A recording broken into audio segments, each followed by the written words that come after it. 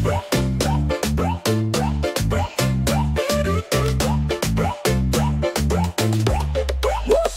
melesan kancang di Bandung ke Jakarta langsung kedap langsung nyampe dulur-dulur ayeuna terpedei. Perjalanan jauh jadi gampang pisan ya. Di stasiun pada larang tapi ka Halim waktu ayeuna terugi. Nah hubungkan ku warga bisnis lancar, ekonomi mekar. Yo warga ngarasa bangga tepi ka tujuan di gunung ka kota. Ngamajukeun Jawa Barat urang kabeh bangkit bareng. Kancang maju ka hareup, Jakarta Bandung ayeuna jadi deket.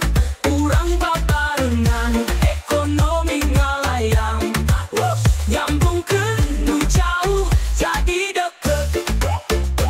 Kereta wush pengaruh gede, warung-warung kampung beki rame. Pariwisata ayeuna jadi mekar, pagawean loba rezeki nyebar. Tilu jam jadi setengah jam, seperti mimpi ayeuna jadi nyata. Jawa Barat ayeuna leuwih maju, nah hiji bangsa, urang hiji tujuan. Hatur nuhun ka kemajuan, jalur anyar, harapan anyar. Urang Sunda ayeuna bersatu, kerja keras keur generasi anyar.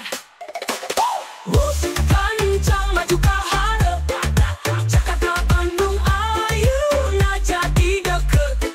Urang babarengan ekonomi ngalayang, nyambungkeun nu jauh jadi deket. Kereta wush pengaruh gede, warung-warung kampung beki rame. Pariwisata ayeuna jadi mekar, pagawean loba rezeki nyebar. Tilu jam jadi setengah jam, seperti mimpi ayeuna jadi nyata. Jawa Barat ayeuna leuwih maju, nah hiji bangsa, urang hiji tujuan. Hatur nuhun ka kemajuan, jalur anyar, harapan anyar. Urang Sunda ayeuna bersatu, kerja keras keur generasi anyar.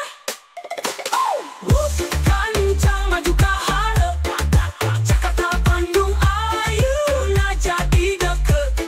Urang babarengan ekonomi ngalayang, nyambungkeun nu jauh jadi deket. Dengan ukur transportasi, simbol harapan, simbol inovasi. Urang Sunda, urang Indonesia, bangun bareng ke masa depan nu cerah.